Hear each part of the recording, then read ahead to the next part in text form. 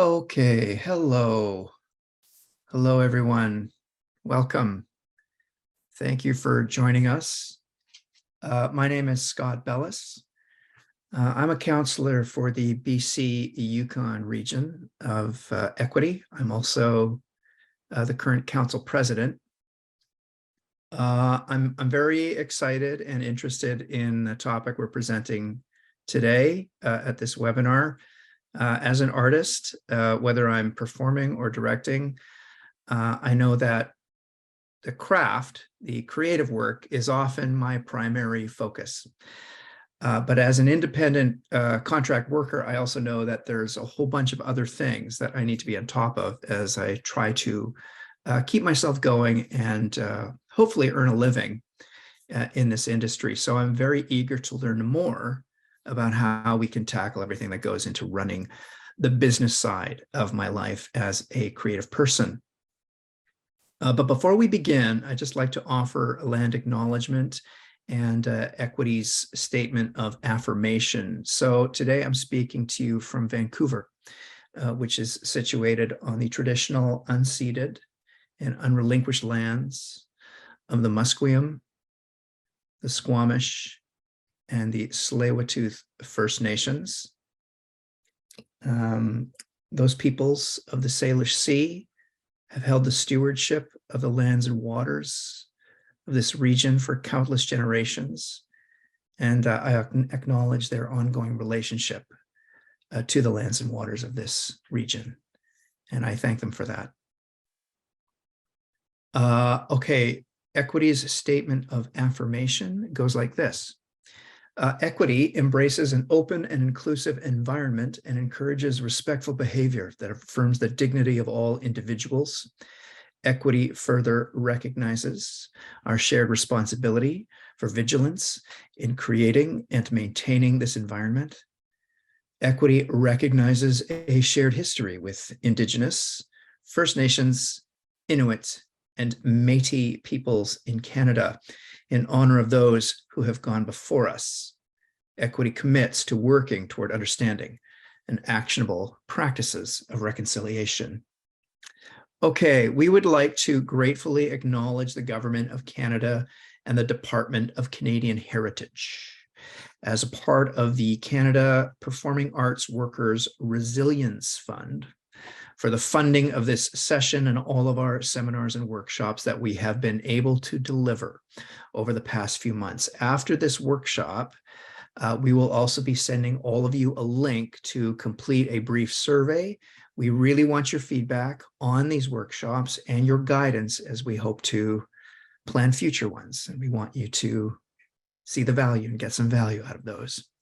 Now, as usual, if you have a question, I encourage you to use the raise hand option or put your question in the Q&A section. Questions will sometimes get lost in the chat, so put them in the Q&A. We will be using the chat, though, for a couple of interactive moments, so there'll be input on both sides. Now, I'd like to introduce our facilitator. Okay, Diane Davy. Hi, Diane. Diane is the Executive Director of WorkinCulture, a not-for-profit arts service organization that supports the professional lives of artists, creative and cultural workers, and the organizations that support and engage them. Diane is also the president of Castledale, a consulting company specializing in the business of the arts and entertainment sector. Her area of expertise includes strategic business planning, corporate structure and management, marketing strategies, revenue generation, board governance, project management, and other related topics. Well, that's a whole bunch of stuff, Diane, that you do. Thank you so much for being here with us today.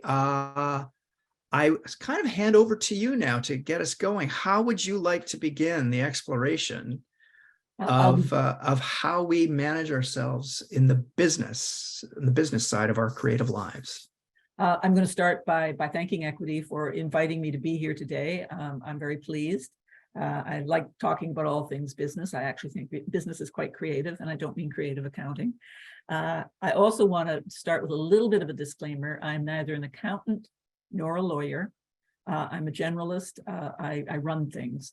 So I take this from a very practical point of view, which I hope actually helps with most of you, as I suspect most people are really looking for practical information to help them move ahead. And thank you, Scott. You've kind of done a good preamble about WorkinCulture and how we're going to handle questions through. I'm also very pleased that Equity provided some pre-questions. I'm going to try to answer some of those through the presentation. I will address some I don't think I've answered at the end of the presentation, and we hope to open it up to.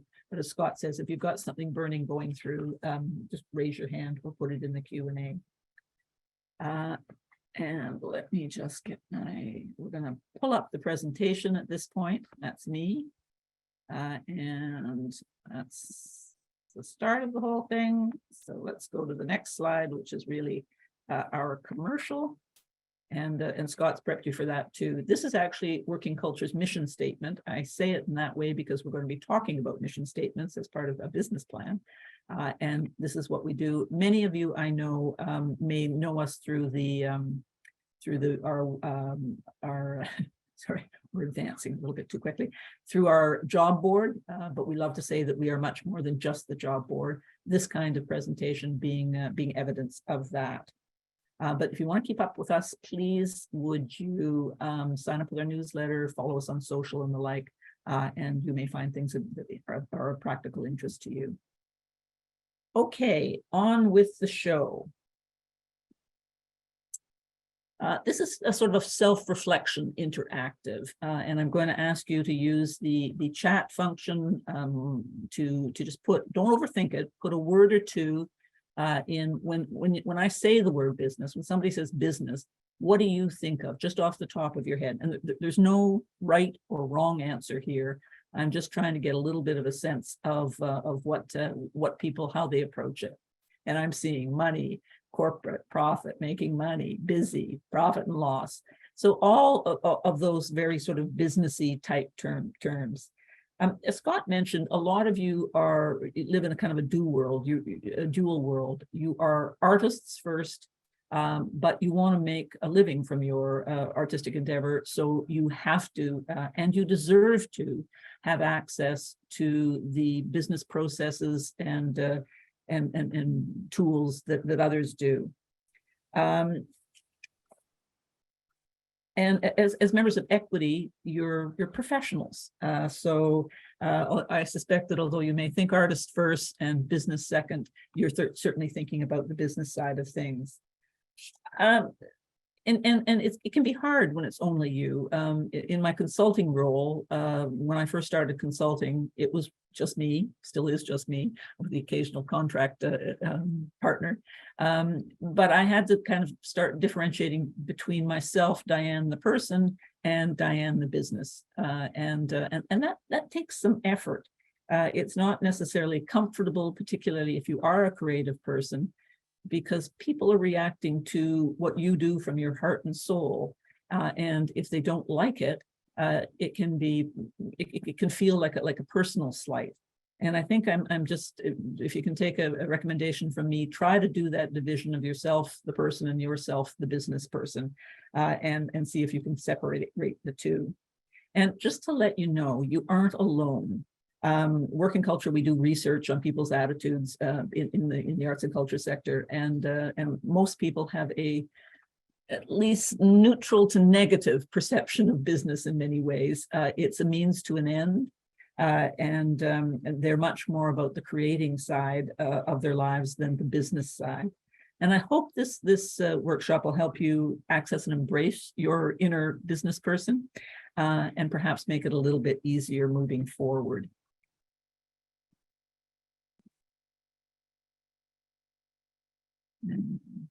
Okay. All right. So what are we going to cover today? We're going to look at building a business plan. The plan is foundational to being in business. You need to kind of have a sense of where you're going if you're going to get there. We're going to talk about marketing yourself as part of a business plan and basic financial management. I'm going to try, as I say, to cover some of the questions that have been created beforehand in the course of the presentation, and some I'll leave to the end and address them. We will be sharing various resources along the way. I hope we'll give you some tools and templates that you can use that will be helpful in building your plan. And those tools, I'm going to start with two very, very simple tools. One is a SWOT analysis, which stands for strengths, weaknesses, or challenges, hence sometimes a SCOT analysis, opportunities and threats. And the second tool is a PEST analysis, which stands for political, economic, social, and technological. Let's delve a little bit more deeply into each.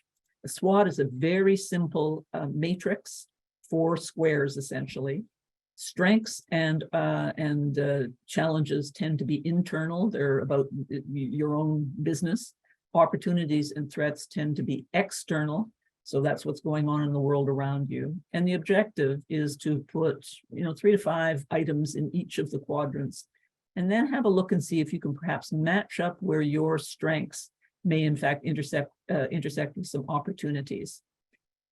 Challenges are more for, they're there and you want to find ways of mitigating them. I mean, a challenge might be, you haven't paid your taxes in 3 years, and that's something that you're going to have to address.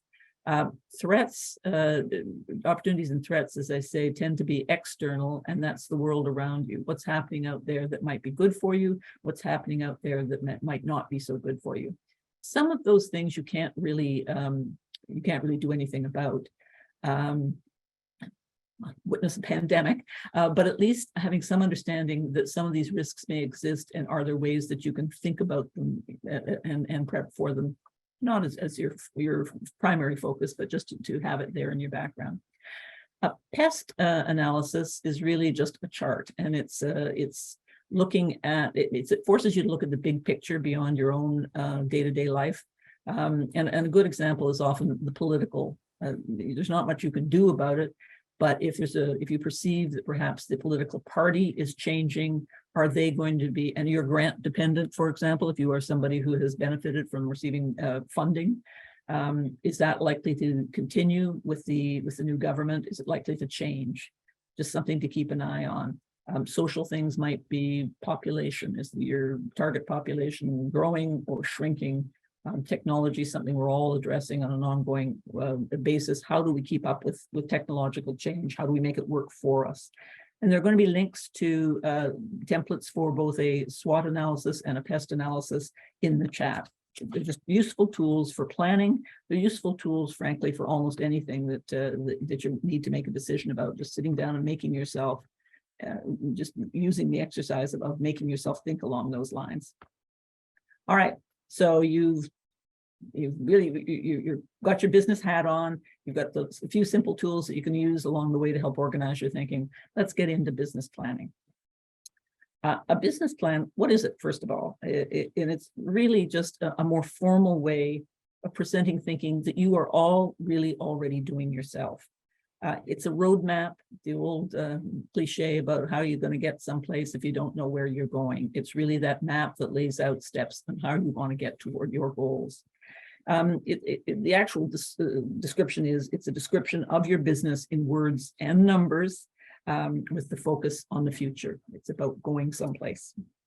You might say to yourself, well, why bother? I think about this stuff all the time. Why do I have to sit down and write it all down?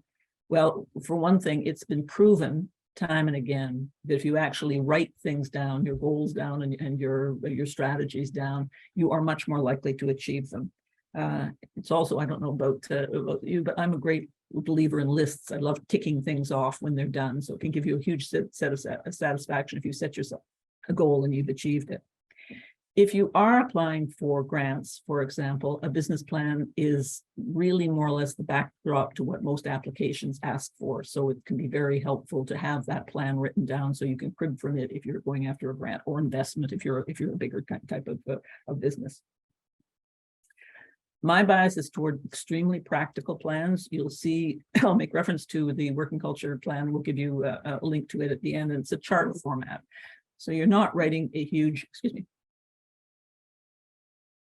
you're not writing a huge book, you're writing a chart.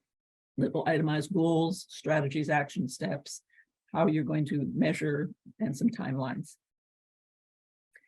It's also a living, breathing document. So it's something that don't just put on a shelf. You're going to come back at it on a regular basis and review where you are. You can course correct. It's not carved in stone. It's your plan. So if something has changed that you want to reflect in the plan, you're certainly free to do so. We're going to go through in more detail, but we're going to be looking at starting with why you were a business, what it is you do. That's your mission or mandate. But remember, WorkinCulture is at the very beginning on that one slide. That was our mission. You're going to look at where you want to go, their goals, your big picture goals. You're going to look at how you're going to get each of those goals. So beneath each goal, you're going to have strategies and action steps that actually tell you in quite detail how you're going to implement your plan. You also want to have measurement around how you know you have arrived. These are measurables and outcomes.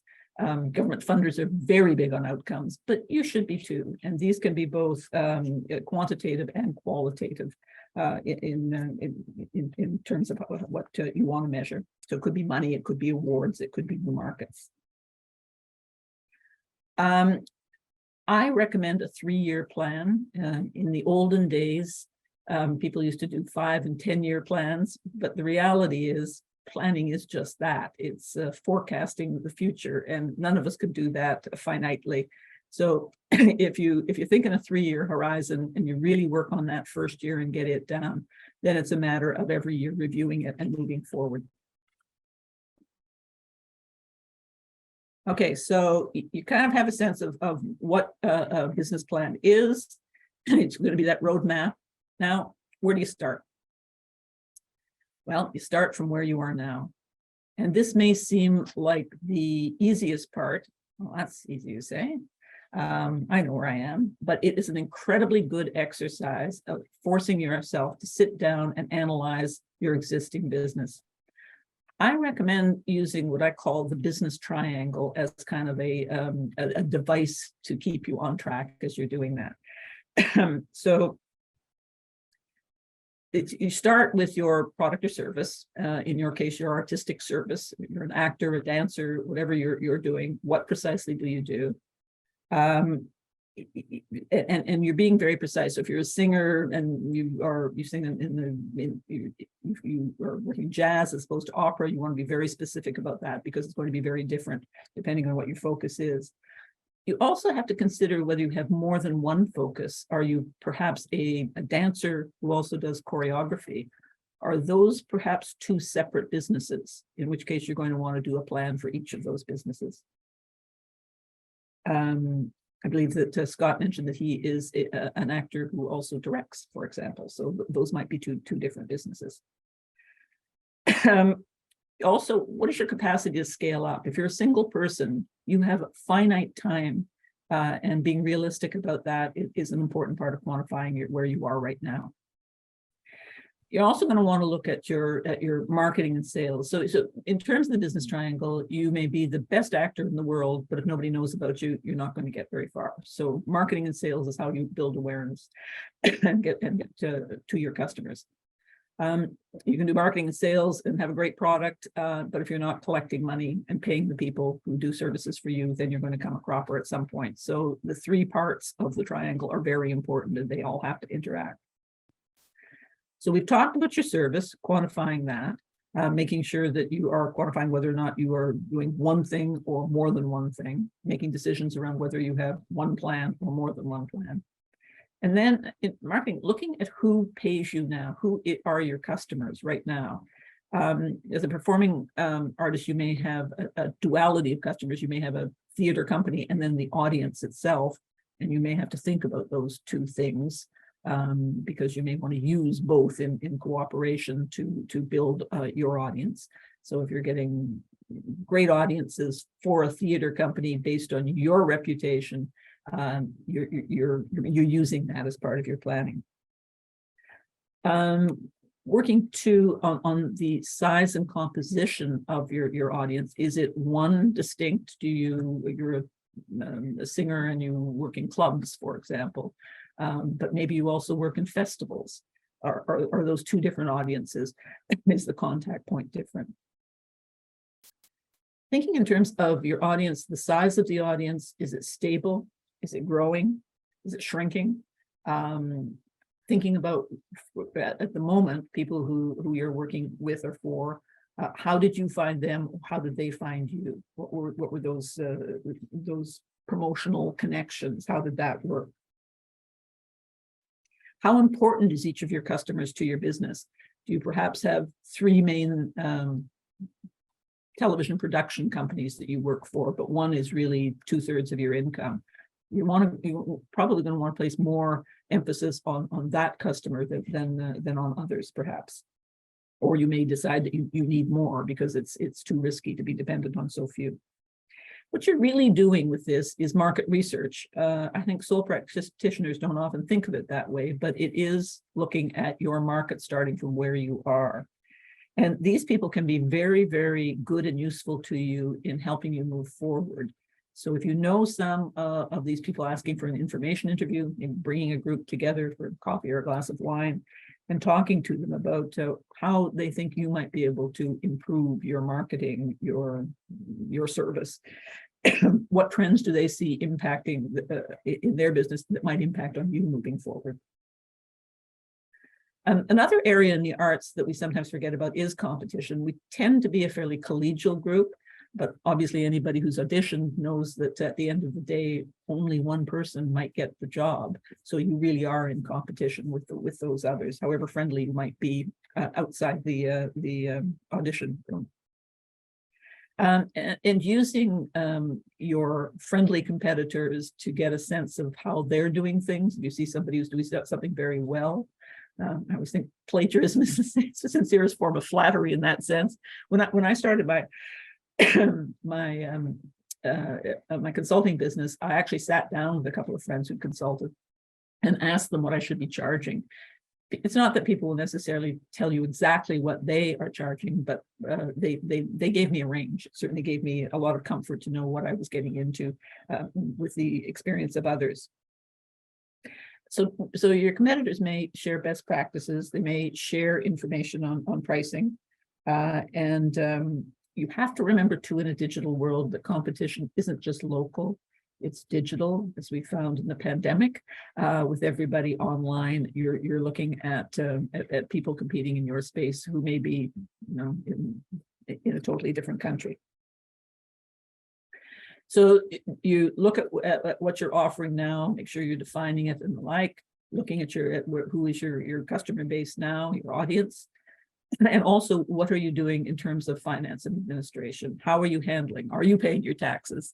Who does that for you? Are you trying to handle it all by yourself? Is that feasible going forward for the long term?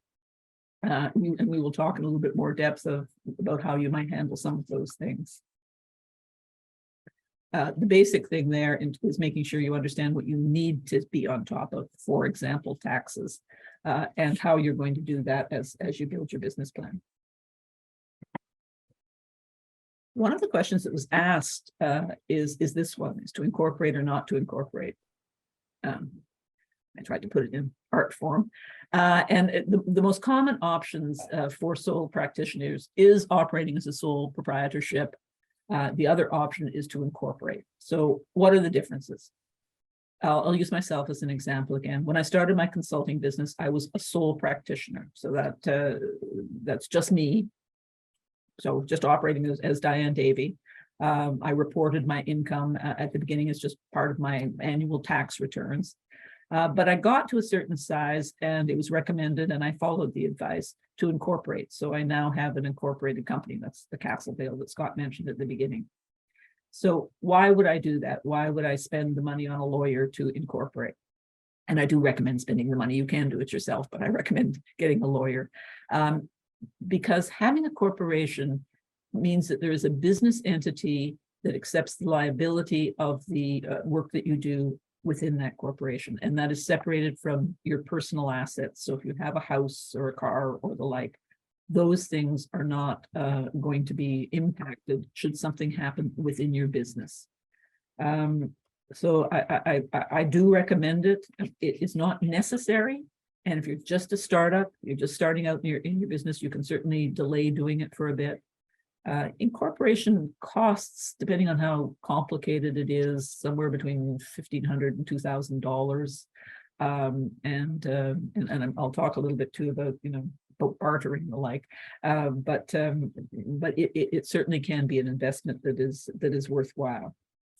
And I would not recommend, unless you're a glutton for punishment, doing it yourself. Hey, so Diane, Yeah. thanks very much for this. I'm just wondering if we could dig into a couple of points that you've covered so far. We certainly can. I promise to stop. I'm not sure why I'm not on camera, but anyway. So is there a point in terms of your income, when your income gets to a certain height level, that it becomes more beneficial to incorporate? This is something that I've come across a couple of times in my career, this discussion about incorporating. Yeah. The answer is there's no real answer, but I recommend linking it to the GST HST registration. If you make more than $30,000 from your business, you have to register for HST GST, and that's not a bad benchmark to think, oh, at that point should I be thinking about incorporating? But there really isn't. There is not a finite. There's no in law at all. No, I'm not. I know there's not a legal requirement for it for us as self-employed artists or people working in the live arts sector. But I'm just wondering if there's a point where it becomes more beneficial to do it. I mean, the reason most people would take it on, as I understand it, is because there are certain kinds of tax advantages to that. In terms of incorporation, yes, there can be tax advantages. To me, the main thing is the legal advantage. Are you doing things on a scale that you believe if something went wrong, what is your personal liability? You can deduct expenses as a sole proprietor, and you can deduct, and they're similar to, and I'll talk a little bit about tax deductions as an actor. It's similar to, but I just think as a trigger point, it's not a bad to say, okay, I've started out, I got a little bit of work and that was fine. But now look, I'm forecasting that I'm consistently going to be over that 30,000 from this particular artistic service provision. Right. To me, that would be the trigger.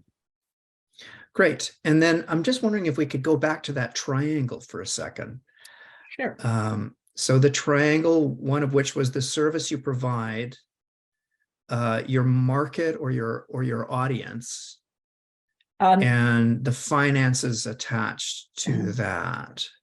I'm now totally lost this. Oh, so sorry about that. Didn't mean to disorient you, but I just wanted to talk about, the structure of that, because for most of us as self-employed artists trying to find gainful employment in the sector, our audience, in terms of our target for getting the work, is usually an institution of some kind. It's usually a theater company or an opera company, an engager, we call them at some point. And so our relationship to the audience, the people who actually buy the tickets, is somewhat tangential, right? Because the audience buys their tickets, they pay that money to the theater company, and then the theater company in turn hires us to do the work and then pays us, either a weekly rate or in some cases a lump sum payment to do that work. So our marketing and sales, I guess, as artists, is actually going more toward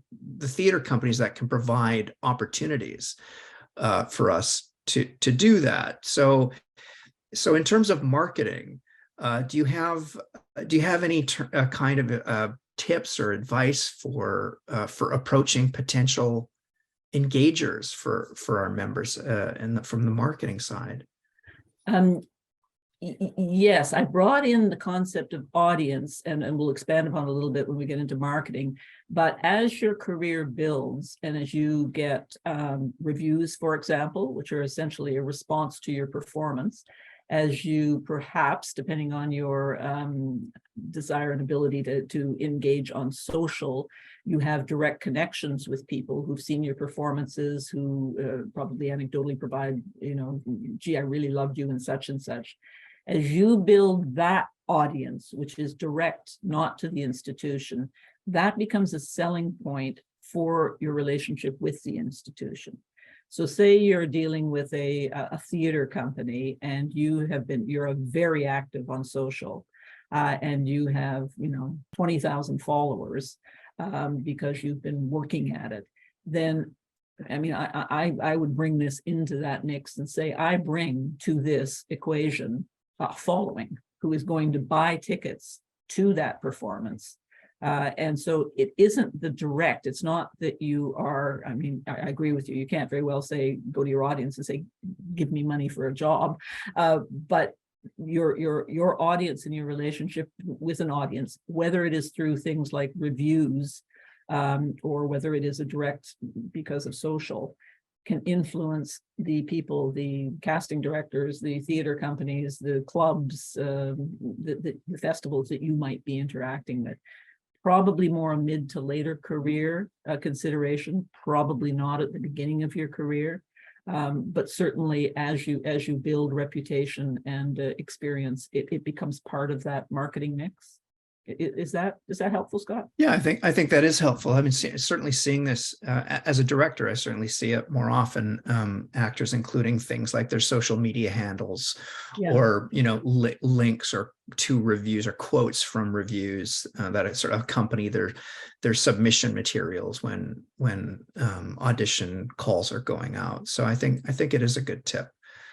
There is a question in the Q&A here from Garrett saying, as an actor, what is good to put as an end goal, especially as I believe most of us simply want to act. And I think, thank you for the question, Garrett. I think it's a great question because most of us actually don't get into performing arts thinking it's going to be a great business.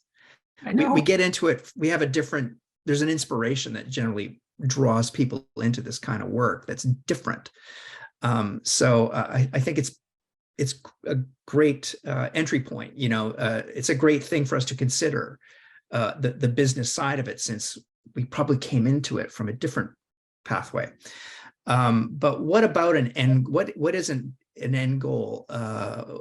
What kind of end goal? How do we know we're doing enough, or where is the end point of our thinking about the business side of it? I often say I'm a firm believer in art for art's sake. I sketch, for example, and I do it because I love it, and that's absolutely valid, and I think across the sector it's valid. The minute you decide you're going to make a living from it, then I think that's when your goals have to shift somewhat. Yes, you have a creative product, but if you want to make a living, that means you've got to understand who wants that, who is it for, who's going to pay for it, how does that all work? And it, as I say, it's not necessarily a comfortable fit. One of the things about making your plan is figuring out what you really realistically can do yourself and what just frankly turns your stomach. I can't do numbers. I'm not going to do it. I don't do my own taxes, for example. I hire somebody because I just don't want to do that. And figuring out your own personality, your own temperament, what you can do, what you can't do, what you want to do, where you want to focus, just becomes part of it. But this is your living, if you're making business out of it, asking these questions helps move you along. It really does, and I think is necessary. And the other thing I say is our sector, the arts and culture sector, is highly educated, really smart. If you can make a dime at what you're doing creatively, you're doing a whole bunch right. So you deserve to have an understanding of some of these tools, some of which are very simple and straightforward, that may work for you and help move you along. Thank you. Yeah, I think it does. And I'm just going to go back to incorporation now for a second, because we have a question in the Q&A from Laura, who's telling us that for certain kinds of TV and film projects, you need to incorporate. in order to produce a documentary? I assume that would be perhaps to get certain kinds of funding or backing. Yeah. Can you speak about certain businesses that will only work with those individuals who have incorporated? I don't think this is too common in the theater community, but it certainly may be in the TV and film world. I would say anything you are doing that is beyond you offering your talent on a one-to-one basis, like an actor or a singer, like a singer working for a club or an actor working for a theater company. The minute you're putting together a group, like a documentary or a film, yes, I wouldn't just recommend, I would say you have to incorporate, because you're going to have extended liability the further and more complicated the activity that you're doing becomes. So obviously, when you're filming, you're out there in the world. What if the camera falls on somebody? What if somebody trips? All of those things. So it's then I would say it's incumbent upon you to incorporate. And certainly a lot of the funders wouldn't fund an unincorporated film company, I don't think. Right. Gotcha. Okay, good. And then we've got one more related question from Jonathan. And Jonathan Mason, I'm going to actually open your mic so you can ask your question live. That's okay. Are you there? I need to ask you to unmute. Hi. Hi, there you Can you hear me? go. Yeah. Yeah, so my question is quite specific. I've been asked through my company to become incorporated for the process of applying to grants for a digital media service that I provide. And these are arts grants for theater companies in general, and then some film grants as well. Mm-hmm. But my question is, I'm a little hesitant to become incorporated because up until now, I've mostly been doing this on a one project by one project basis without managing a team. It's something that I can do with a type of 360 video that is useful for theater companies, and I can kind of do this on my own. But I've been asked to incorporate for this purpose, and I'm wondering if it's possible, if you have any experience, if it's easier for me to do this by being a sole proprietor, just because some of the costs are, I don't know if it's going to be worth it to me at this point to be paying $1,500, $2,000, if it might just be for one project or what have you. So, yeah. And then I guess the second part of my question is just, if I do go as a sole proprietor and then I find out that, oh, I actually am signing on to a lot more projects and now I'm in that 30,000 bracket, am I then looking at some, like, I should have seen this coming things in terms of taxes, or what's the situation there? Because I'm just trying to imagine both scenarios.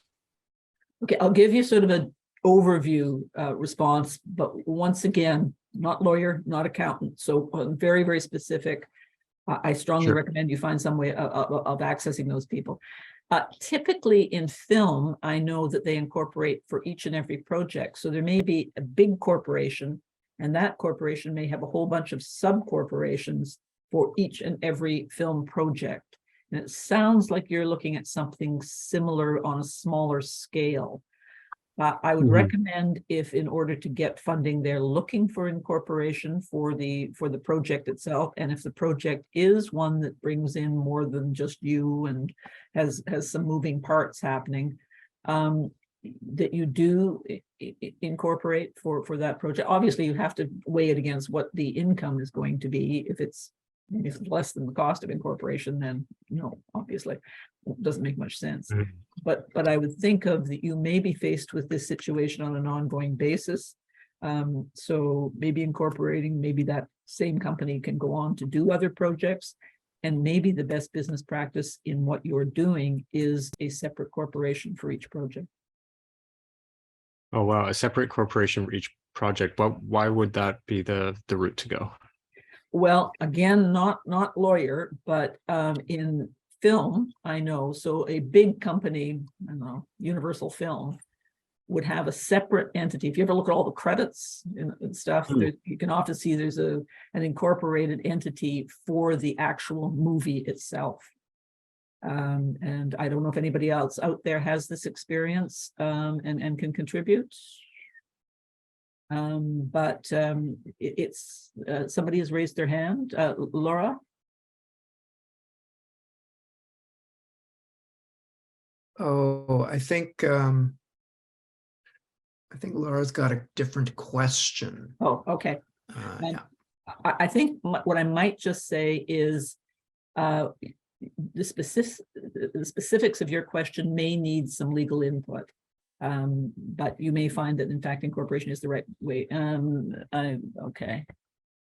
We got here. Oh, Laura says she can speak about the television situation, so I'm going to let Laura speak to that. Hang on just a second. Yeah, it's really.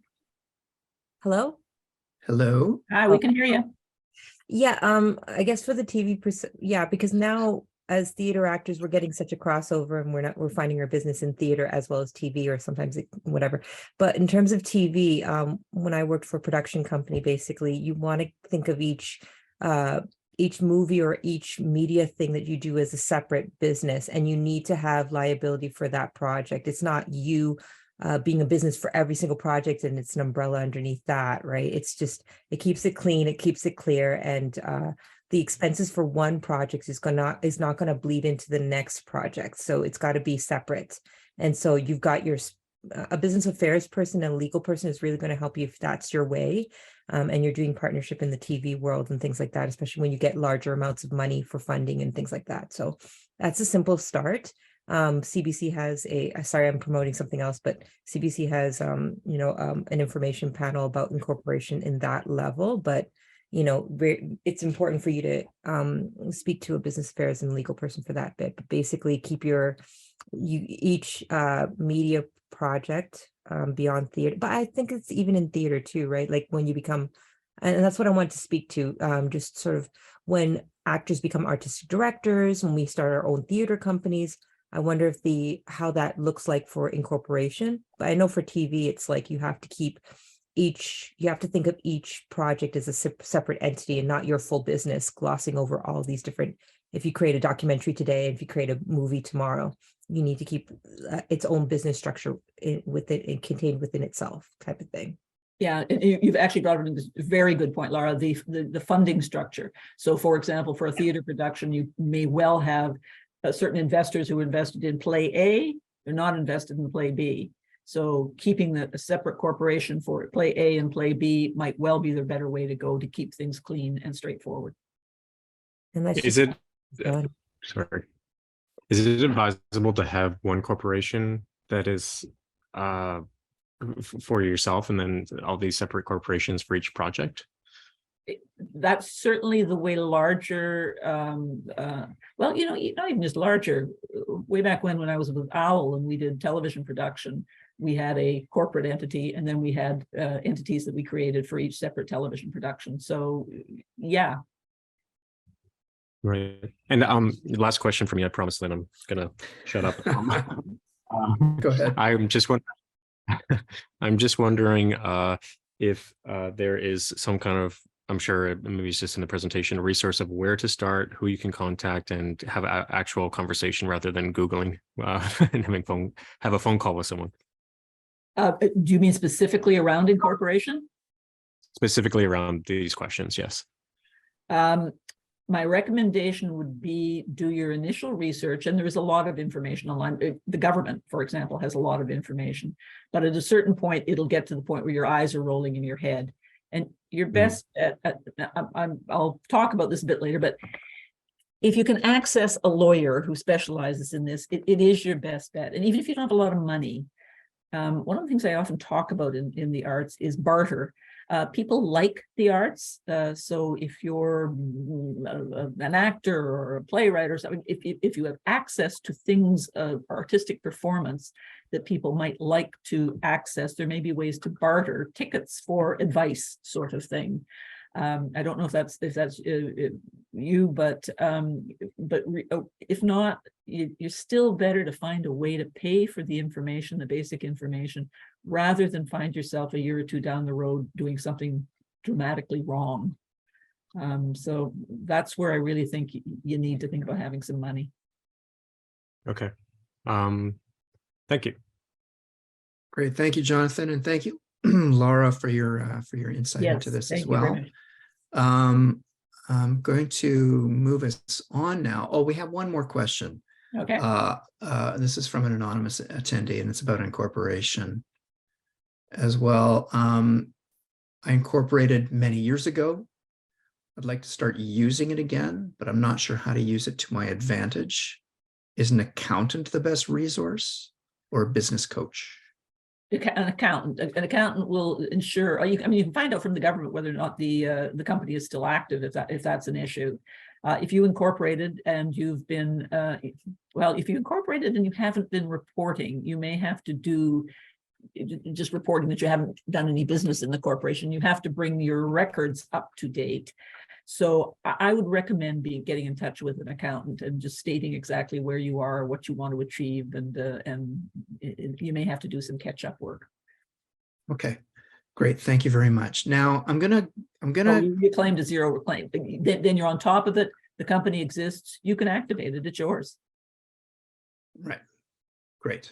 Now, most of the people attending, I'm going to take a guess here, but I'm pretty sure most of the people attending are not incorporated, have not incorporated themselves for their business, but maybe considering it at some point in the future. I want to get back to pricing, what you were talking about in the triangle with pricing, and like what you charge and how you. We're going to get there. We're going to get there. Oh, we're going to get there. All right. I'm going to hold that then. I'm going to hold that question then. And I'll let you get back onto the track that you were on then, Diane. Excellent. But thank you for venturing into this, deeper corner about incorporation. And I will try and stop more frequently and ask for questions, Scott. No problem. I'll just pipe up if they come to me as well. Please do. Yeah. Okay, so we're talking now about actually creating a business plan, and you've done some homework. You kind of quantified where you are now. Now you want to define what precisely you do, who you're doing it for, and how is it special or different from others in the same sort of similar services. This is defined as your mission statement. As I said, we shared working cultures at the beginning. I'm going to I'll give you a quick corporate one that I think you'll all be able to guess. And then I'm going to talk a little bit about the difference between a mission statement and an artistic statement. So this is a mission statement. Our mission is to inspire and nurture the human spirit, one person, one cup, and one neighborhood at a time. And I suspect most of you will have guessed Starbucks, and you will have been right. So a mission statement takes the form generally of a short, concise description of what it is you do. It's similar in concept to, you've heard the term elevator pitch. You get on the elevator at the ground floor with somebody and they ask you what you do, and you want to be able to, by the time you get off, to give them a brief overview of what it is you do. In artistic circles, there is a concept of an artistic statement, which is usually, I would describe it as generally longer and often more poetic than the more crisp corporate mission statement, but it serves the same put. And we're going to put in the resources, there's a link to it. This is a longer one, but here's the essence of this. Is from a drama artist named Sean Stack. And he says, by honestly portraying the often gritty reality of the character, I encourage my audience to reflect on their lives. If they leave the theater with new insight, I've done my job. By sparking their introspection, I hope to inject the world with the communication it lacks. You can see somebody is positioning themselves very personally from their artistic service, but also out there in the world at large.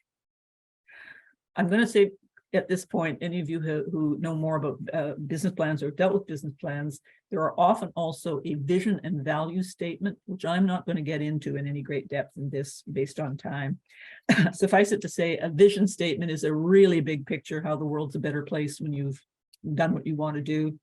And value statements really reflects your own personal values. And because many of you are personal business, you will bring that to your business regardless. Now,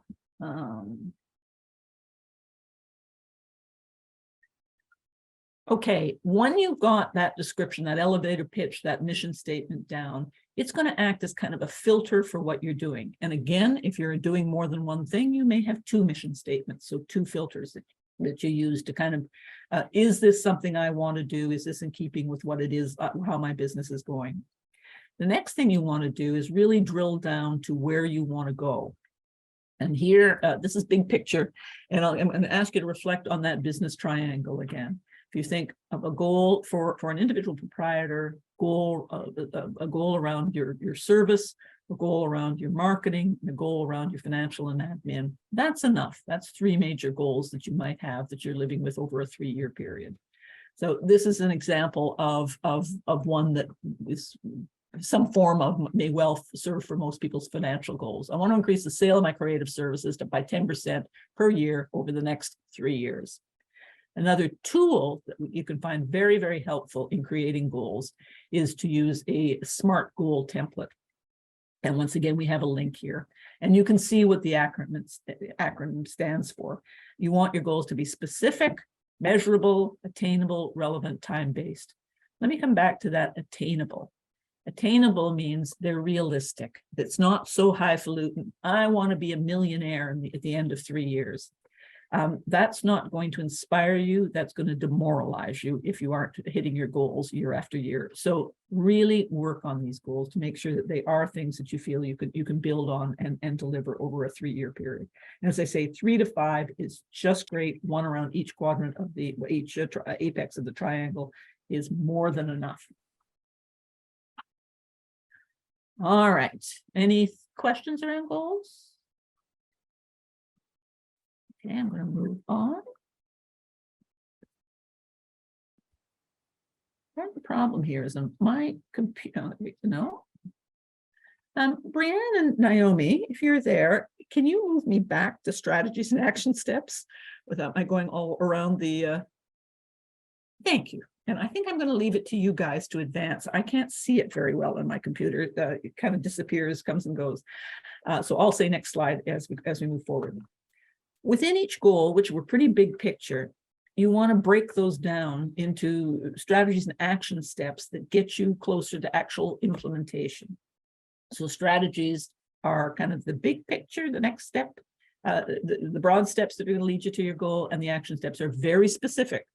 Once you lay down that first year of your business plan with all your goals, strategies, and action steps, you know what you've got to go and do. So if your goal is that you want to increase essentially your sales of your services, maybe one of the ways is building awareness through getting a website. Maybe you don't have one. So this might be a strategy. But then you want to be even more specific. You're going to hire that web designer within a 4-month period of time. So this is the kind of sequence of events. You've got a mission, which is your big filter. Why I'm in business, what I do. You've got goals that address the business triangle. And under each goal, you've got a few strategies that are going to take you forward.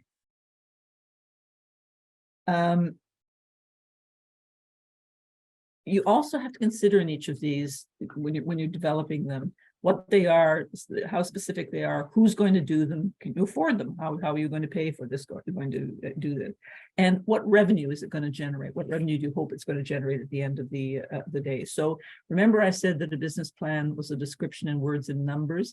As you develop your goals and action steps, you're thinking about the numbers on the go through. So in this particular instance, you had a goal of a 10% increase of revenue. Well, you know what your existing revenue is, and you can quantify the plus 10% in a given year. And then you want to think of the cost against that and making sure that it all makes sense. Next slide, please.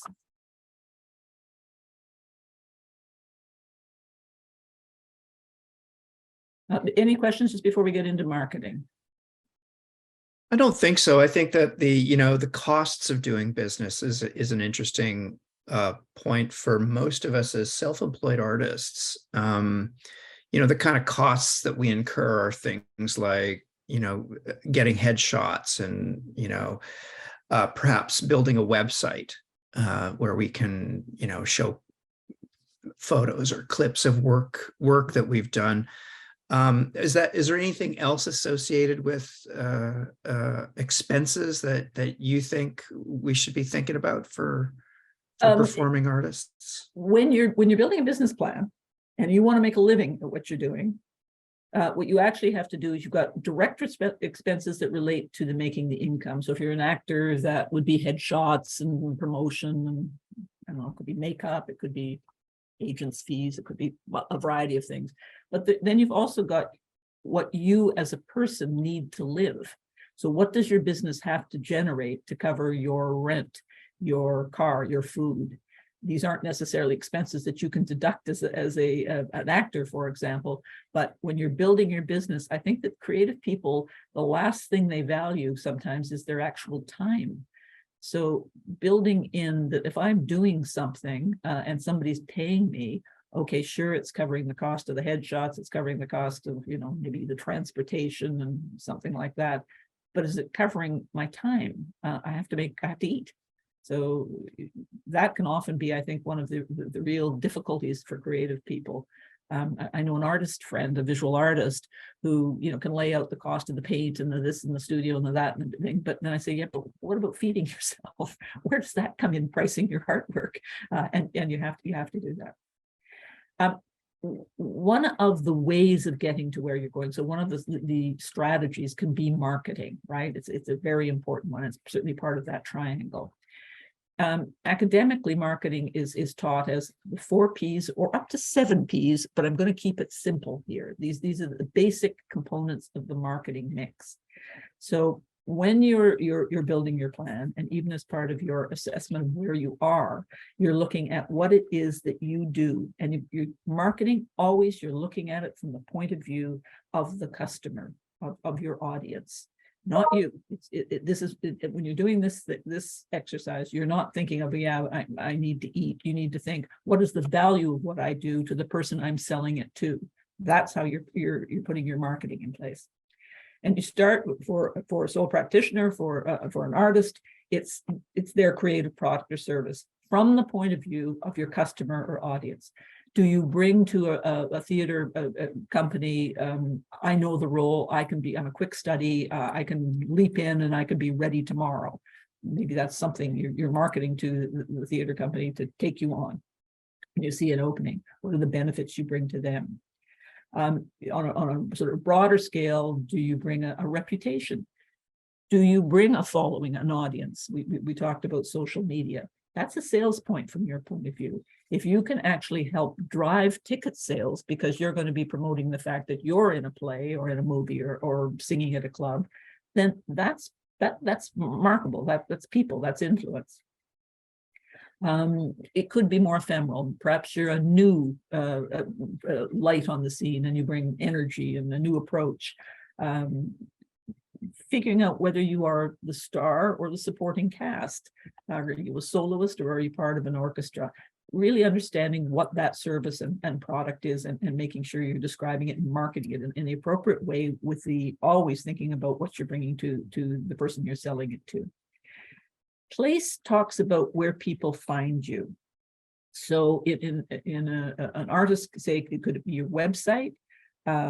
It could be special interest sites that you're on. It could be collaborative sites like Equity. Do people find you through your listing on Equity as a member?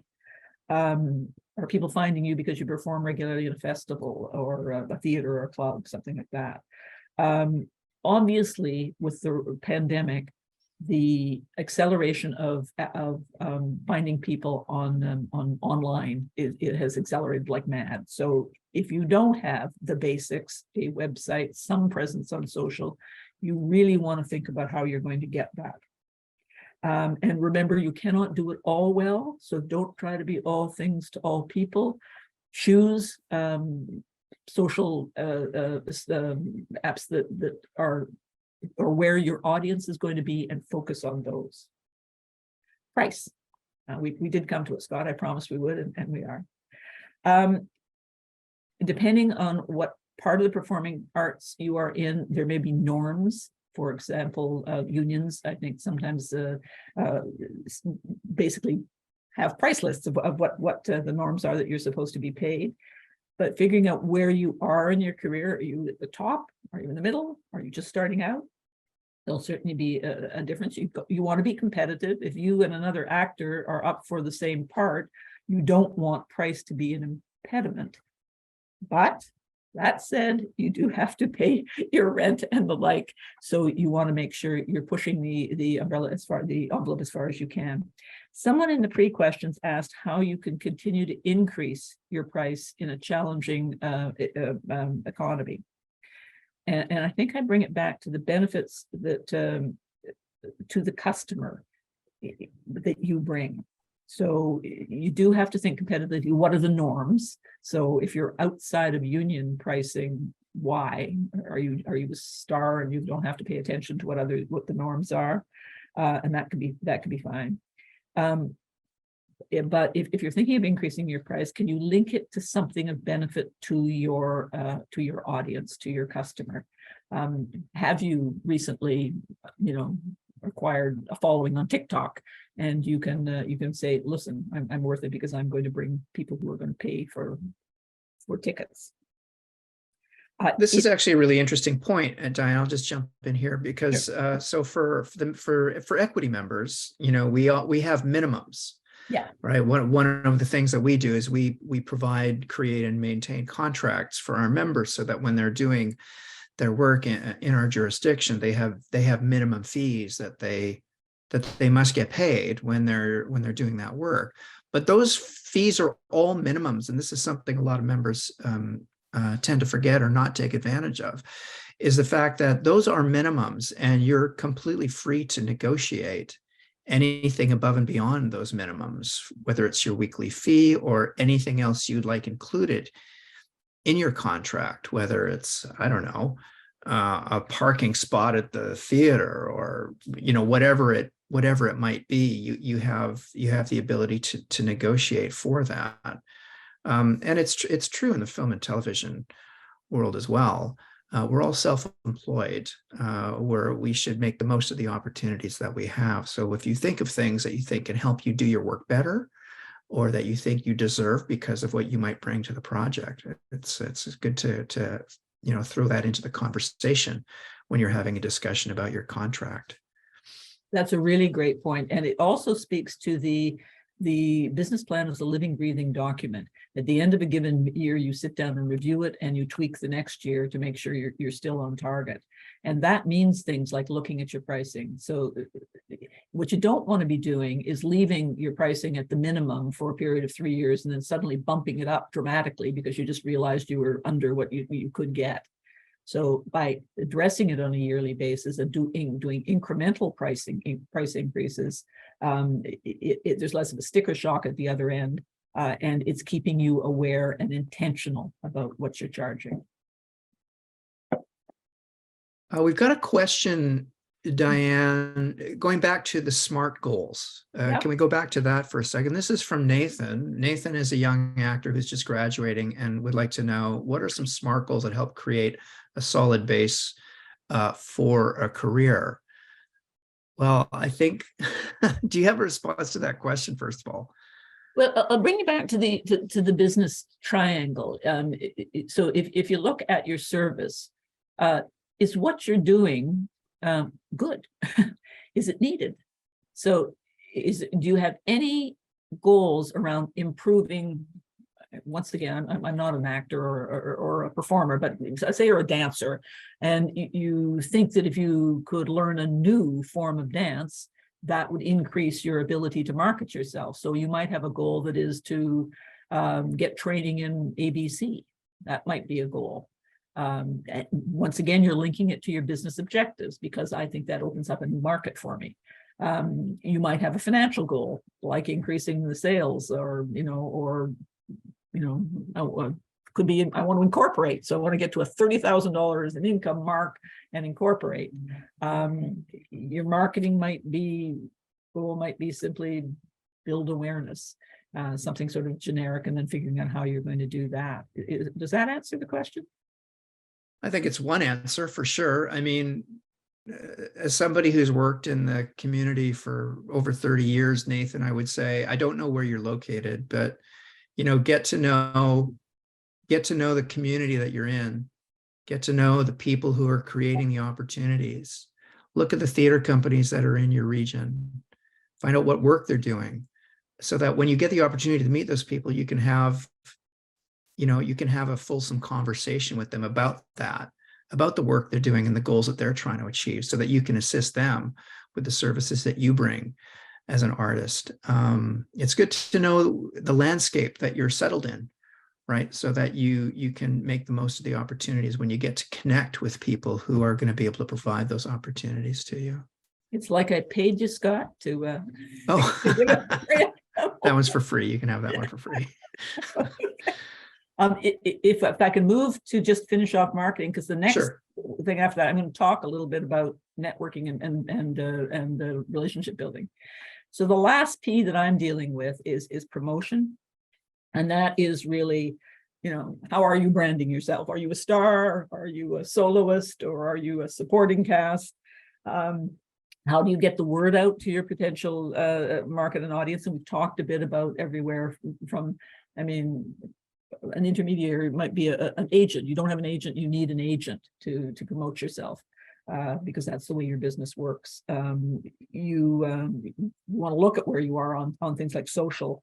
Once again, remembering that this is about your audience. So where are they and where should you be? And unless you love social, you may want to pick one or two if you're doing it yourself, because it's a lot of work. Alternatively, if you have two lines of business, you might be looking at different audiences. And you may need more than one. Together, all of these, the 4 Ps make up what's called the marketing mix. And if you're curious about the additional Ps, I'm going to give you a link later on that's going to give you a whole bunch more on marketing. But I wanted to go into a little bit more intensely on the next slide, and I'll stop a little bit after that for additional questions. What Scott was talking about. As a sole practitioner, as an individual, as an artist, networking and relationship building is hugely important. It is the way you get an understanding of your ecosystem. Exactly to Scott's point, how does your business work? Who are the influencers? Who hires?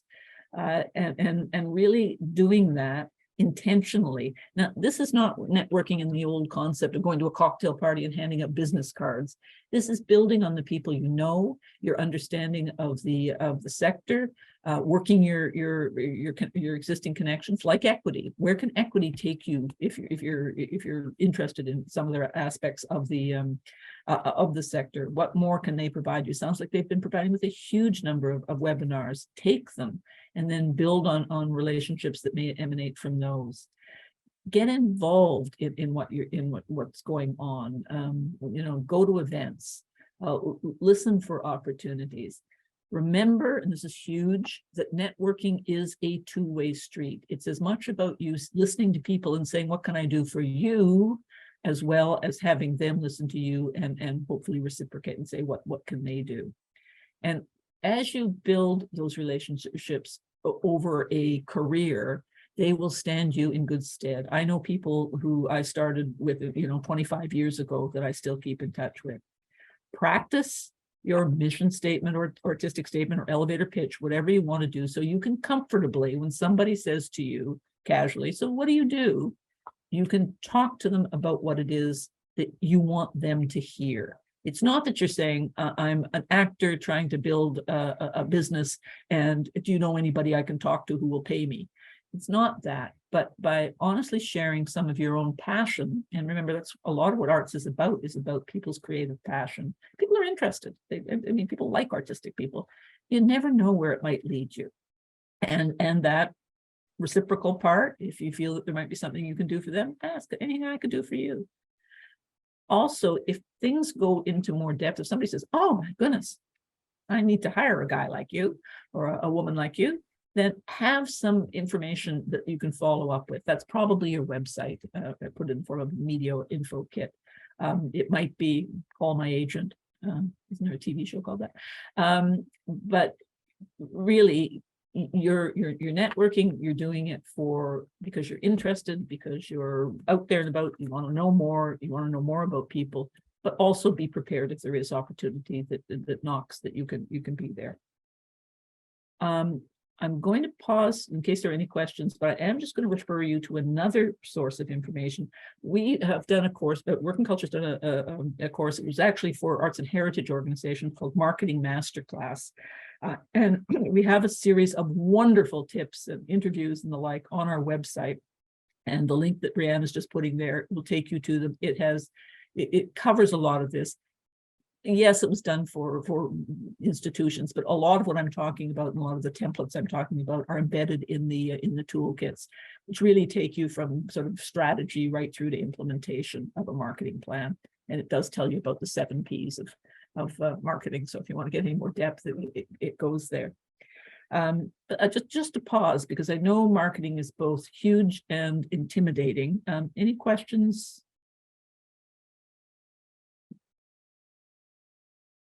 No, I'm not seeing any questions in the Q&A regarding marketing at this point.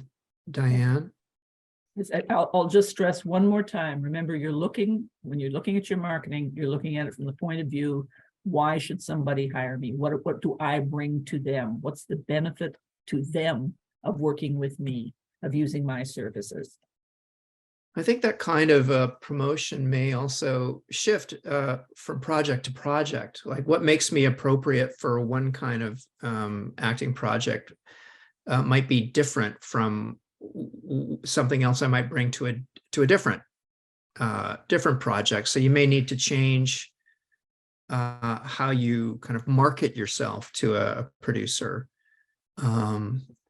Yes. You know, because the type of projects change.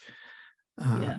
Especially, you know, when you're in a smaller community. We haven't really spoken about this too much, but if you're an artist in a smaller community like Saskatoon, for example, the way you market yourself and find opportunities is going to be somewhat different from how you do it in a larger center like Toronto, for example, because in a place like Saskatoon, the whole community gets to know each other very, very quickly, right? So it's a much more it's a much smaller community and a smaller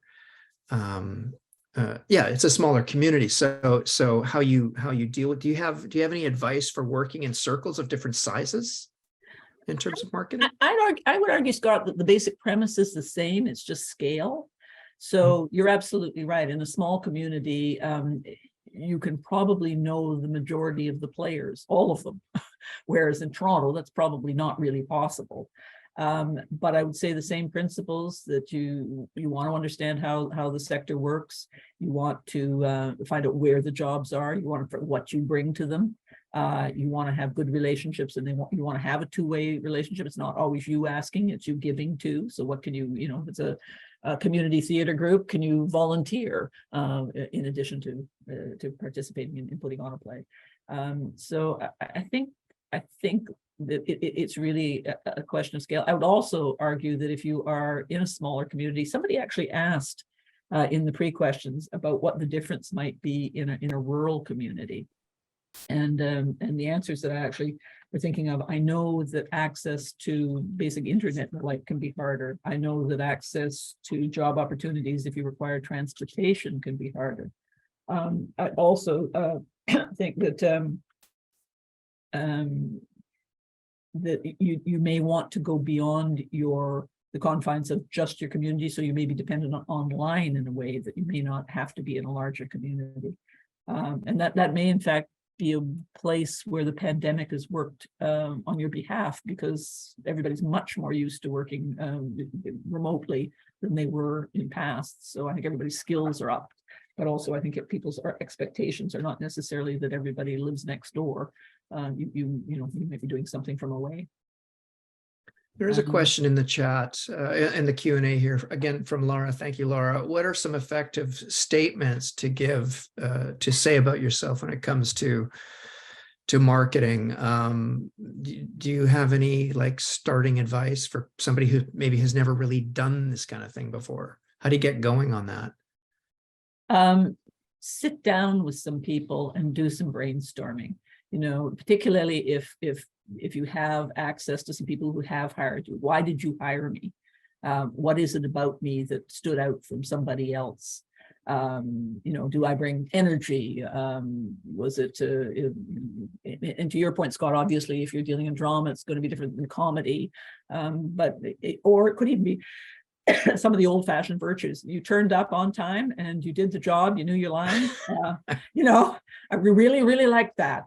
So building in perhaps that I am a hard, reliable team player that is brought to a lot of jobs. But I really think it's a hard thing to do solely by yourself.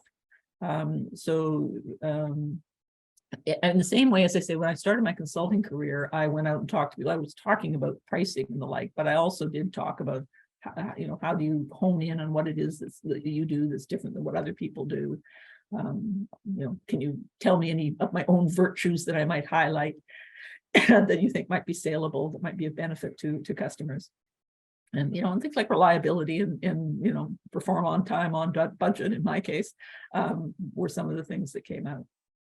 I have an interesting follow-up, or I hope you'll find it interesting. I because I'm selling myself, I actually find occasionally this idea of selling myself somewhat uncomfortable and even a little distasteful. It's not like I'm making if I'm making widgets that are going to help a machine run better, I can say, look at these widgets, look how well they work, and I've probably got some evidence that's going to help support that. But, when I'm selling myself, it's not always a comfortable process, right? To put yourself up there and try and say to people, I'm the person that can help you. I'm the person. Do you have, what can I tell myself? Well, that can help me break through that wall and get more into that self-promotion. As I mentioned at the beginning, in people's attitude toward business, it tends to be somewhat negative in the arts anyway. And part of it is that it is that self-promotion. And we all told as small children, don't brag, Diane. Don't brag about things. So you do have to get beyond that. And it is really separating out yourself, the person, from yourself, the business. You have to be able to say positive things about yourself. There's no point saying, well, maybe I'm sort of good, but not really. You're selling yourself, so you are good. And it's trying to figure out what you can say that doesn't sound like uncomfortable to your own ears. So if other people will kind of either act as a sort of a brainstorming bounce off that you can do, and you say, I think of myself as A, B, C, and D, and they say, yeah, B is really absolutely one of your strongest points that I really, I think you should be stressing. Then you're getting some feedback that is third-party feedback, and sometimes you'll find that what you think are your selling points are not quite the same as what other people think your selling points are. So again, trying to use your network, friends and friends, not just, don't ask your mother. Your mother's going to tell you what you want to hear. So try to get people who will be sympathetically and empathetically honest with you, and to understand what you got to go into it with some, I am trying to, I've been trying to get a part with that particular company for forever, and I just can't seem to get in, what is it? And somebody might say, well, because people really know you as a drama actor and not a comic actor, so somehow that's the cause.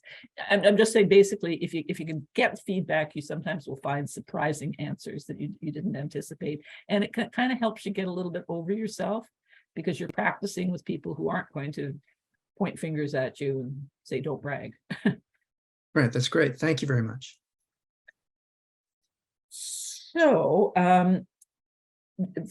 particularly for individual practitioners, be they actors or consultants, this kind of networking is really important, and it's lifelong. It's as long as you're in business. It's getting out there. It's not, sometimes you don't really want to go to that industry party, but going would be a good idea, to see people that you haven't seen. I've particularly found since the pandemic has ended, that all these social occasions, which I have to drag my aging bones out to, and I think, no, every time I go, I have a good time. I talk to people I haven't seen, and I get insights into what's going on. So, do it. Even if you do go for half an hour, do it. Okay, and again, link to masterclass, marketing masterclass tips and templates. We have, by the way, I don't know if anybody on the call would be a dancer, but we have adapted a version of marketing masterclass that we're using with Dancer Transition Resource Network Center.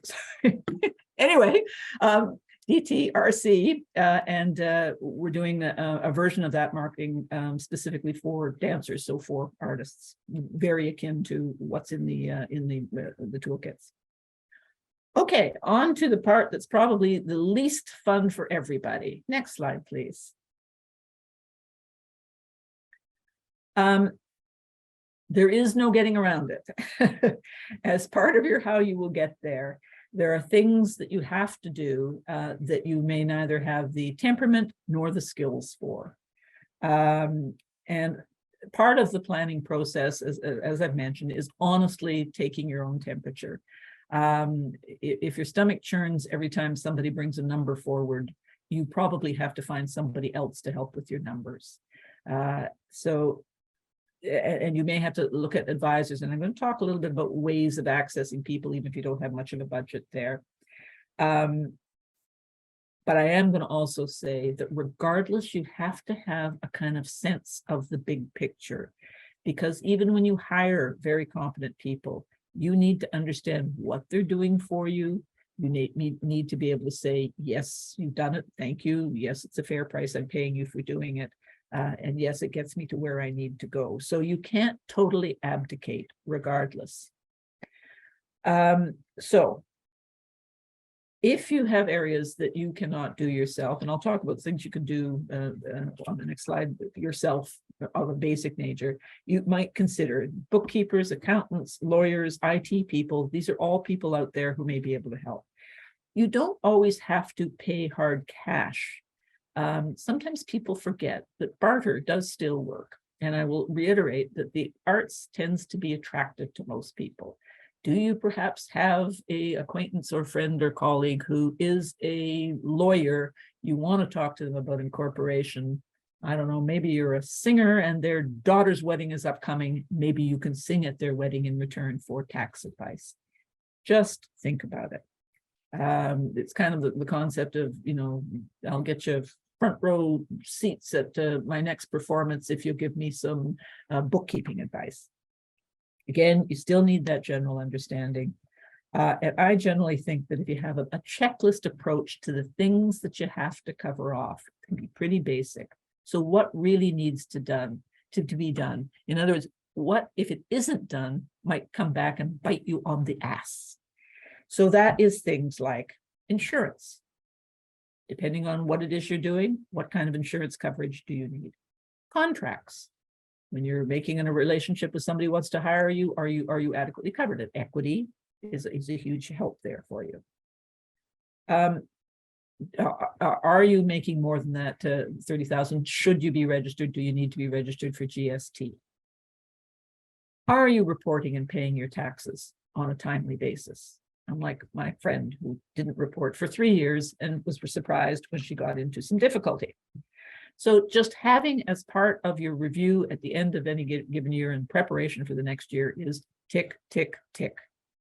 These are things I have to budget for or find a way of bartering for. And these are the basic things that I need to cover. And I'm going to cover the next one, and then I will stop for more questions. Basic financial management. Next slide, please. Whether you're doing it yourself or you do have advisors, here's what the very basics are in terms of financial management. You do want to have a 1-year budget. So what is that? That is calculating roughly how much money I think I'm going to be making in the upcoming year and what expenses are against that. This will be somewhat different if you're a person as opposed to you're doing it for your business. If you're doing it for your person, you're going to incorporate all of the things like your rent and your car and all of those things. If it's a business, remember to incorporate that which you're going to pay yourself too. So if you're running your service as a separate incorporated business, then a legitimate expense is paying yourself. So you want to do that. larger entities tend to track against their budget. They track their revenue and expenses. They do what's called a profit and loss statement, or another name is a statement of income and expenses on a regular basis. And for larger organizations, it's generally monthly. They look at what's the reality. Here's what I said I was going to do. What have I really done? Am I ahead of the game? Am I behind the game? And that just helps you either panic or celebrate, one or the other, but it helps keep you on track. Separate from your budget and your statement of revenue and expenses. So the 1 year budget looks at an entire year. Your tracking looks at the past up to the point where you're looking. So if you're looking at the first quarter, that quarter has passed, you're looking what really happened. Another extremely important consideration is a cash flow forecast. You've all heard the term cash is king. And here's why. Here's the simple example.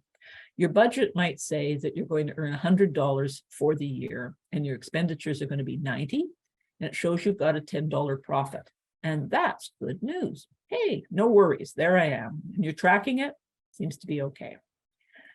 But you look and you've got a major invoice that isn't going to be paid until you complete work, till you've delivered work. This may not apply to most performing artists, but it might apply. I know it certainly applies to some installation artists, visual artists. So you're going to earn that $100, but it's not going to be paid until the end of the 12-month period. In the meantime, every month, part of that $90 is going to go out the door because you've got regular expenses that you have to pay. So you're going to look at what is called a cash flow deficit. You're looking at months where there's less cash in and more cash out, and you can't pay your bills. And that is what you would need to monitor with cash. And that's why you'll often hear a company can technically, on a budgeted point of view, look to be profitable, but it went under because it ran out of cash. And that's what you want to do. It also helps you with your contracts and billing cycles. It reminds you that it's a good idea whenever you can to match up what people are paying you with your expenses as they come in. That's kind of very basic, 3 little documents. The other thing is taxes. You have to pay them. You may not be comfortable doing that yourself, doing your taxes yourself. Some people are. Some people are perfectly comfortable with it. And if they're simple, it might be quite straightforward. But if you're not, hire somebody. I do. I use, frankly, a pretty basic shoebox approach. I collect my receipts over the year. I annotate my receipts as they come in as to what they're related to. And then I stick them in a box or in a file, and I can bring them out when I need to. Pay really close attention to your invoicing and collecting. This is, you're self-employed. If you are invoicing, remember, don't just say, oh, great, I've invoiced, that's done. Remember that you need to collect and have a policy, pay within 10 days, pay within 30 days. Sometimes you can't 100% control it, but be sure to be on top of your collections on an ongoing basis because cash is your lifeblood. Okay, I know this is the part that many people really hate, but in all honesty, if you've got if you can add, subtract, multiply, and divide, this stuff is doable. But if you really, really don't want to do it and you know that you're going to resist and not do it, find ways of getting it done by somebody else. I'm also going to address here, just back to the tracking part, because there were several questions in the pre-questions about deducting artist expenses, actors' expenses, for example. So first you have to determine whether you're self-employed, that's just you're invoicing, etc., or you're employed. So that might be, you might be working for a theater company and they pay you a regular stipend and they're going to issue a T4 at the end of the day. You can deduct in both cases. In the first case, as a fully self-employed, you can deduct more. The general rule, and this is not just people in the performing arts, it's for people like me too, consultants. But here's the thing: as a self-employed artist or creative worker, you can deduct expenses that are deemed reasonable in the circumstance and were incurred for the purpose of earning income. So a simple example might be you're a ballet dancer, your ballet shoes are deductible. You use them to earn an income. But in all probability, the sneakers you wear to the theater are not. Okay. I can't emphasize enough to keep those receipts. You'll never remember what that thing was ages ago. So annotate them as you are actually collecting them. I see there might be a question. Yes, there's a question in the Q&A section from Laura asking, are there apps available to help you with this? Because I forget to use my Excel sheets. Thank you so much for admitting that, Laura. You're not alone in that. But are you aware of any that help with this this kind of thing? There's things like QuickBooks for accounting. That, I mean, if you're talking about accounting, yeah. There are lots of QuickBooks. If anybody watching has a one that they'd like to use, feel free to put it in the chat. Please do. Yeah. Yeah. And this is just, you know, I mean, you can keep, you know, you could, I don't know what, you could annotate do everything on a credit card and you know, keep those receipts and annotate on a regular basis. It's QuickBooks doesn't work for invoicing or tracking expenses for artists, is the comment in the chat. Okay. And I'm not familiar enough, once again, not accountant, my bookkeeper isn't here, and our general manager who knows this stuff isn't here. I'm sure there are, and please do, if somebody can share, that would be great. But on a very, very basic level, I mean, you can write this stuff down as you incur it. But you can get receipts for almost everything. I mean, literally get a shoebox, and when you buy supplies, get a receipt, write on the receipt, this was for such and such. Somebody said Wave accounting app.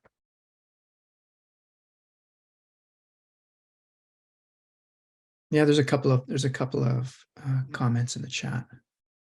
That's great. Thank you very much. So once again, eligible expenses relate to what you're doing. So if you're a musician, your instruments, both the purchase, the repair, and the insurance. Apparently, if you're self-employed, union dues are deductible. I didn't know that. I looked it up. There's a lot of information on the government sites too, and even the agent's commission can be, which makes sense because the gross. Sorry, I'm getting a bit technical there. So there are a lot of things. Get a checklist of what is deductible and make sure that you are deducting everything you can, but don't deduct what you can't. If you're employed, the deductions are more limited. And I think there's even a kind of a ceiling and a formula. If somebody's offering an Excel spreadsheet, yeah, you can just do it on Excel. Absolutely. Is there a comprehensive list of things we're allowed to deduct on the CRA website? Have a look there first. Absolutely. It's the best source of information because you can, you know, they're the ones who make up the rules. Somebody's saying they have a file folder. Yeah. So the shoebox approach, stick it in the file. Pictures of my receipts and put it on the file. Very good. All of these are excellent practical tips. Don't overcomplicate it. Just remember, you've got to have it all there. Mint is free and for basic tracking purposes. Yeah. And Laura seems to have a little bit more insight about, she said some dealings with the CRA, small businesses specific to artists, the CRA. Really, the thing is to get a handle on what it is you are going to track it, and bring it forward when you're dealing with your taxes, just so that you're not losing out. Also remember too, if you did say underreport some of your expenses, there is a grace period. I think it's at least a year, where if you neglected to do something last year, you can carry it forward to this year's taxes. Once again, this is really where having an accountant really helps. Pasting the receipts in scrap paper. I love these kinds of approaches. There's some other great questions coming in about deductions here. Diane, here, Mariana is asking, what if you are hired part-time somewhere, but still do freelance in the theater industry? So you might be self-employed for part of your life and then an employee somewhere, whatever it is, whether it's, you know, working as a barista or whatever, or a restaurant or whatever it is. Absolutely. And somebody asked that in the pre-questions too. Yes. The basic answer is you do both. So the income that you generate through your employment, i.e. that stuff where you get a T4, there may be some things deductible, you know, maybe your transportation's deductible. I'm making this up, so this is once again where you do need to check the experts. and it would be more limited than under the part that's self-employed. So you work 4 days a week for somebody who pays you a regular stipend, and you work on off occasions as a freelancer.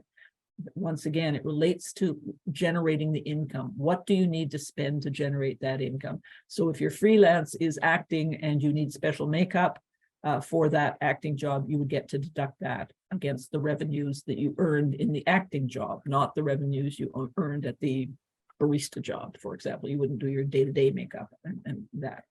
So it, once again, if you just think of following always the income at the end and what is needed to generate that income.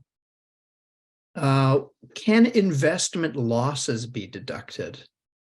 You're getting into accounting. That's a whole different thing, yeah. That's a whole different thing, yeah. Can you deduct your gym membership as an actor? You would have to persuade the CRA. I'm going a little bit more into, I'm not an accountant, but I know a little bit about this. You would have to persuade the CRA that you were doing, I don't know, you were, the role depended on you maintaining your pecs or whatever. And the only way you could do that was through a gym membership. I'm always careful in these things. Really, you know what you need. You know expenses that do really relate to your income. And I'd say don't push it. It's what I do. I don't like getting into chit-chats with the CRA. So keeping it well within your, yes, that absolutely can justify this. This absolutely helps me generate income. And then I'm just going to ask our staff who are on the call as well, just to look in. It says here there we used to have a tax guide for self-employed and employee members, and I'm just wondering if if we have a resource for our members. I'll ask Randy to look into that. Maybe put any links up that we may have for that as well. Okay, sorry. Get back to what you were saying. And you can also see how the networking thing works. A lot of people in this group know stuff. And sharing, you know, you can often get an answer to your question just by doing that. Okay, I'll move on. We're getting really close to the end, guys. So I'll move on to the next slide.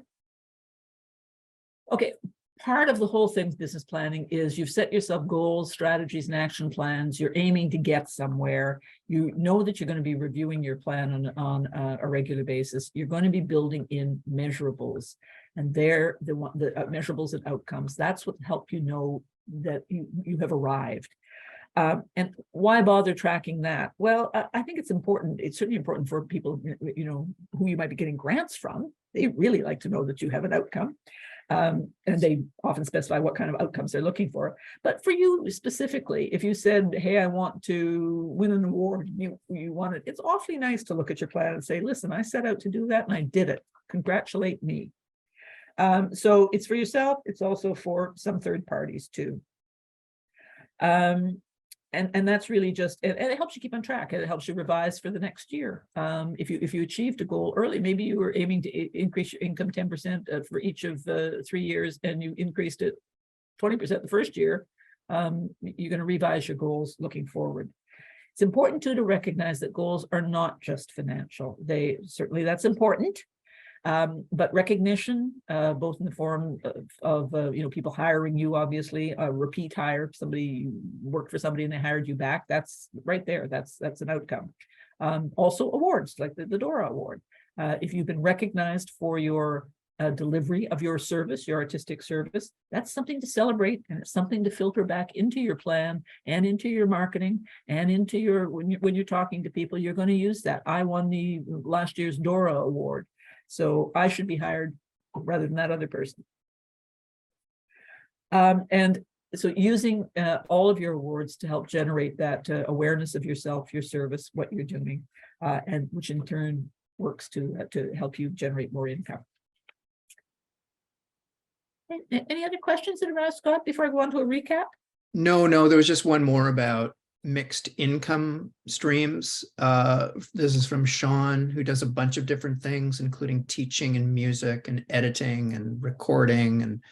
And do I have to make each one of these a separate business in order to include them in my taxes? And The answer is no, No, I believe, right? no, you don't. You don't. No.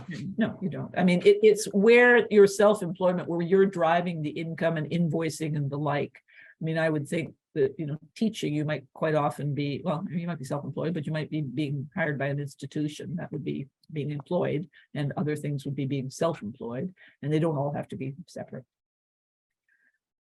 Okay, just a fast recap, since I've been stressing, knowing where you're wanting to go and then saying that you've got there.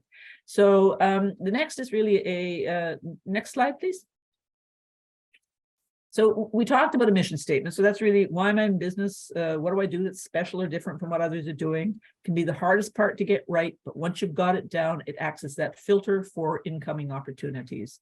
Is this on mission? It's not that you can't go off mission, but if you're a busy person and you're doing well at what you set yourself out to do, you may want to stick to mission. It's working. I don't want to be led off into the woods by a whole bunch of other things. So this could be a filter to help me make decisions. My goals. What are my big pictures? That was I want to increase sales over 3 years, blah. Strategies. How am I going to achieve my goals? You get ever more specific as you go from strategy to action step. I'm going to develop a website to sell my services, and the action is going to be hire a web designer to design and launch a website that promotes my services within the next 4 months. And you can see even through that how you're delivering, you're building in your measurements. So in that case, you were going to hire somebody within 4 months. You can measure that. Did I do that? If I didn't, why didn't I do it? Should I revise that, or should I just move it out a couple of months? I'm just a little late in what I'm doing. If you're preparing a business plan for a funder or some sort of banker or a partnership or something of that nature, you're going to want a version of the plan that adds in narrative about your background history, accentuating the positive, organizational structure, if indeed it may be just you, or are there other members of the team, your financial management, etc. But that gets a little bit more deeply into a corporate type thing. Plan. We are going to share in the resources a link to WorkinCulture's plan. You remember I said at the beginning that it's I advocate a really simple chart-like structure, so that's something you can look at. It is an organization as opposed to an individual, but it may be helpful to you just to see what it looks like. Next slide, please.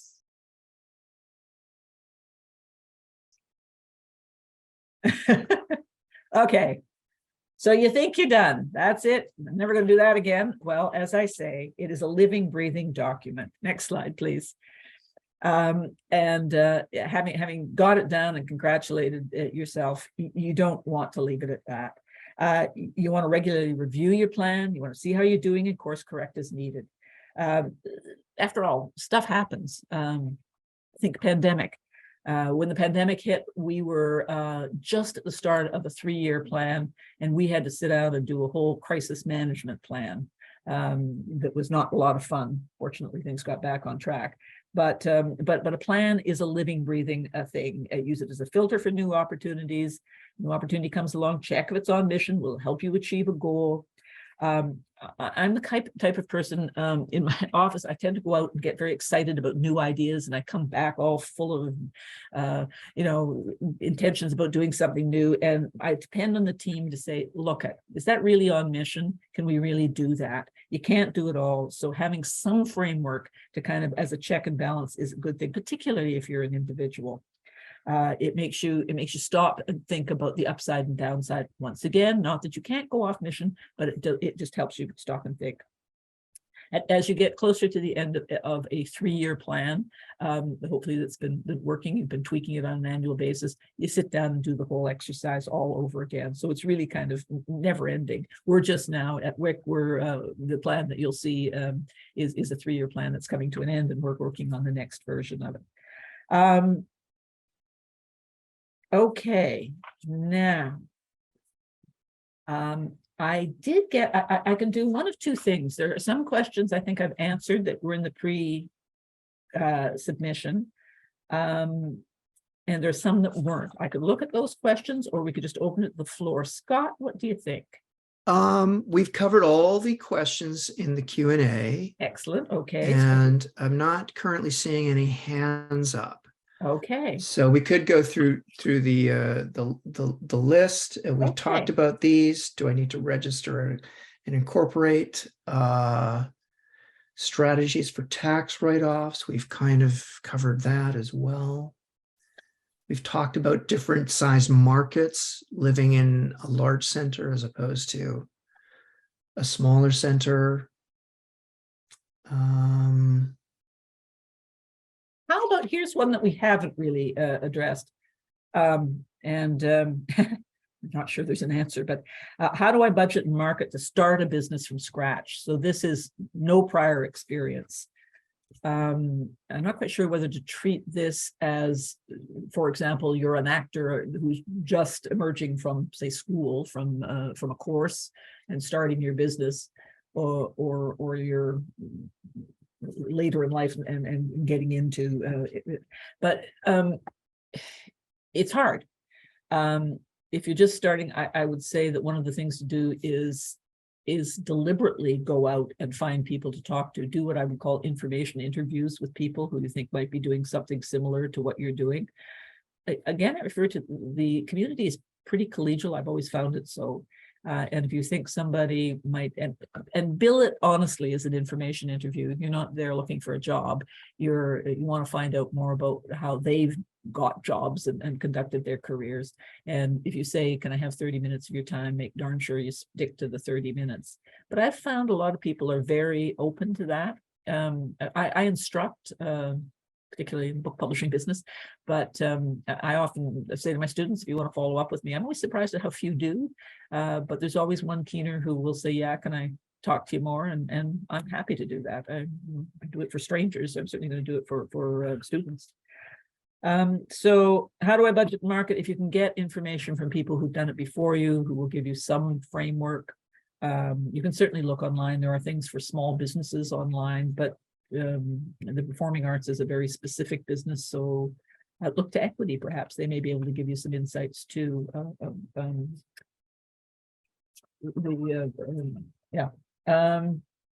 And a related question is, how long should it really take to effectively build a business and seek earnings as an artist with knowledge and skills? That's a tough one. That's a really tough one. It's kind of how long's a piece of string. I think if you're in the arts, you understand that it is a passion-driven business. As we've talked, most people are artists first and business people second. There's a lot of both skill and luck, I think, that for people who reach stardom status.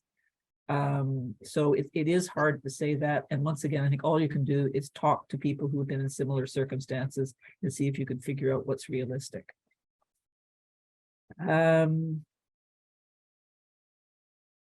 Somebody asked, please talk about being in the middle, not the beginning of the career, how to get from middle to getting all booked up. I think it's actually, it's a hard part of the arts generally.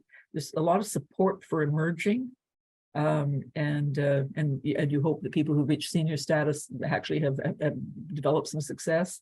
But moving up when you're sort of that mid-level, I think it's just perseverance. It's once again perhaps seeing if you can find a way to refresh yourself. Once again, maybe what I recommend for emerging people, take the time out to go out and talk to people, and in your sector, have a review of what new opportunities there might be.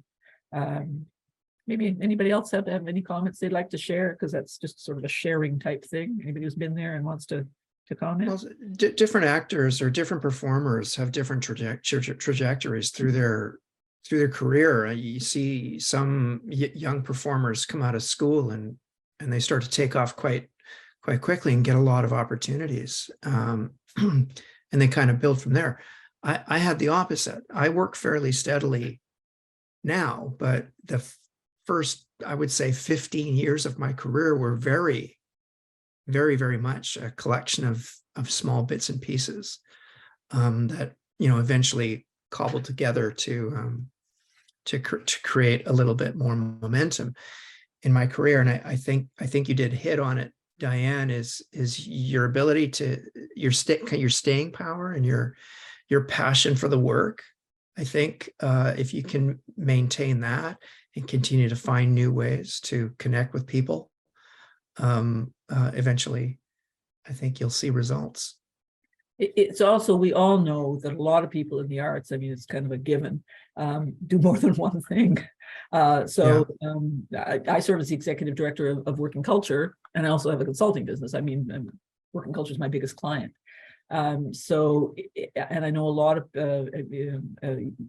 artists who teach, for example, as well as doing their own art. So often, and at the beginning, if you need that money, you might think in terms of, well, it is the old barista thing, isn't it? You do one thing, well, your passion is another thing.